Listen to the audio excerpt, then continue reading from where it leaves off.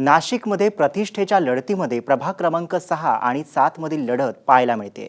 प्रभाग क्रमांक 6 मध्ये विद्यमान महापौर आणि शिवसेना अशी थेट लढत आहे, तर प्रभाग क्रमांक 7 मध्ये शिवसेनेचे महानगर प्रमुख अजय बोरस्ते आणि विद्यमान आमदार फरांदे यांच्यासाठी हा प्रभाग प्रतिष्ठेचा मानला जातोय। चालू पंचवार्षिक मधील 3 विभागांच्या मिळून तयार झालेल्या आणि भौगोलिकदृष्ट्या सर्वात मोठा म्हणून दुसऱ्या क्रमांकाचा प्रभाग म्हणजे प्रभाग क्रमांक 6।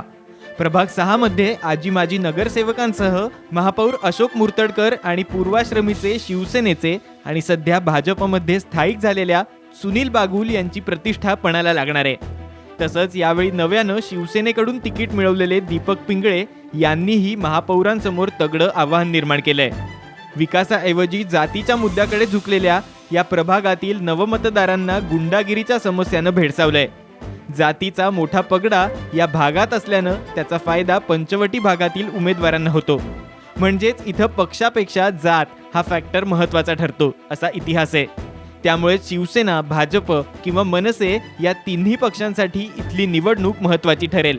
यामध्ये मखमलबाद गावठाण आणि मळे परिसरातील एक गठ्ठा मतदान कोणाकडे झुकतं यावरून उमेदवाराचं भवितव्य ठरेल। माझ्या मतदारांचा जो विश्वास आहे तो असा आहे का यांची जी कामं आहेत त्यांना समाधानकारक न ठरलेली कामं आहेत।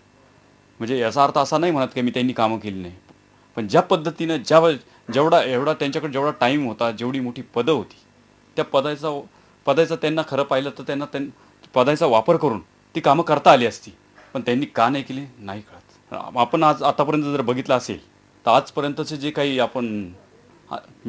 मी नाव नाही घेणार, पण असं नक्कीच सांगेल तुम्हाला का आजपर्यंतचे आपण काही व्यक्ती बघितले असेल का ते वॉटर मीटर गटरच्या पलीकडे आजपर्यंत गेले नाही। इकडे आणखी एक प्रतिष्ठेच्या लढतीत शिवसेनेचे महानगर प्रमुख अजय बोरस्ते आणि मध्य नाशिक विधानसभा मतदारसंघाच्या भारतीय जनता पक्षाच्या आमदार देवयानी फरांदे यांच्यातलं वैर नवीन नाही। एकमेकांना काटशह देण्यात दोघेही कसर सोडत नाहीत। यंदाच्या महापालिका निवडणुकीत प्रभाग 7 मध्ये शिवसेना विरुद्ध भाजप असा सामना वरवर दिसत असला तरी बोरस्ते विरुद्ध फरांदे हीच खरी लढाई पाहायला मिळेल।